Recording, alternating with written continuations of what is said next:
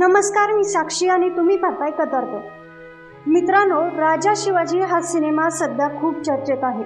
छत्रपती शिवाजी महाराज यांच्या जीवनावर आधारित हा सिनेमा असल्यामुळे लोकांची अपेक्षा खूप मोठ्या आहेत। शिवाजी महाराजांनी स्वराज्याची स्थापना करून मराठी माणसाला स्वाभिमान दिला आणि त्यांच्या शौर्यकथा आजही प्रत्येकाला प्रेरणा देतात।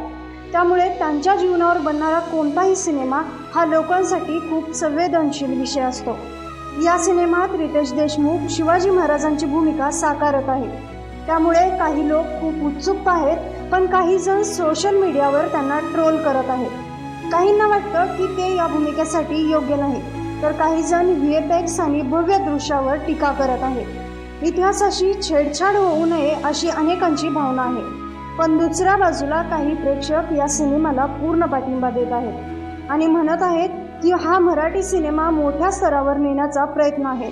सध्या तरी हा सिनेमा हायप आणि ट्रोलिंग दोन्हीमुळे चर्चेत आहे।